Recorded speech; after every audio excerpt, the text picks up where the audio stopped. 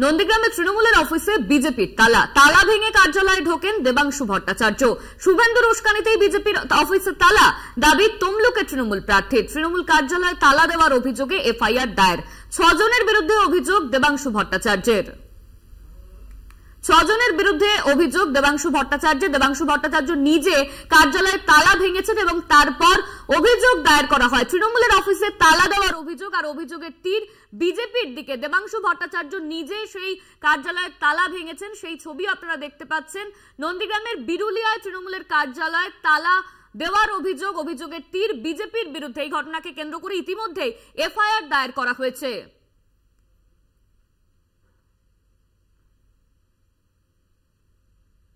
তালা লাগিয়েছে তাই নয়, তারা নিজেদের পার্টির পতাকা, নিজেদের পার্টির ফ্ল্যাগও সেইখানে রেখে দিয়েছিলেন এবং তারপরও কিছু জায়গা কিছু পতাকা ছেঁড়া, আমাদের মানে ভাঙচুরের মতো করা, গেটে বাঁশ দিয়ে পেটানো ইত্যাদি ইত্যাদি সমস্ত কাজ করেছে। শুভেন্দু অধিকারী বড় বড় গণতন্ত্রের কথা বলেন, তো নিজে গণতন্ত্রের কথা বলে নিজে যে এলাকার বিধায়ক সেই এলাকাতে তারপরে এরকম আচরণ কেন? একটা রাজনৈতিক দল মিছিল করতে পারে, মিটিং করতে পারে, কারো কুশপুত্র লিখাও দাও করতে পারে, আমাদের তাতে কোনো আপত্তি নেই। অন্য রাজনৈতিক দলের পার্টি অফিসের উপর তার আঁচ আসবে কেন?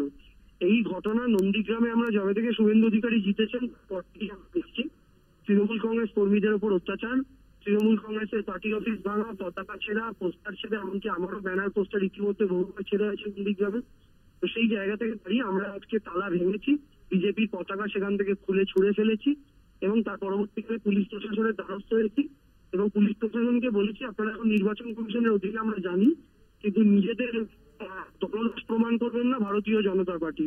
সঠিকভাবে অ্যাক্ট করুন এবং যারা আমাদের এই কাজটা করেছে 24 ঘন্টার মধ্যে তাদের অ্যারেস্ট করতে হবে। তৃণমূলে গোষ্ঠীদ্বন্দ্বের লড়াইয়ে তালা, যেখানে বিজেপির কোনো সিনই নেই সেখানে জোর করে বিজেপিকে টেনে আনা, এটা একটা রাজনৈতিক অভিসন্ধি ছাড়া কিছুই নয়। নিজেদের যে দলাদলি সেটাকে লুকোনোর জন্য এই জাতীয় বক্তব্য, এফআইআর, সমস্ত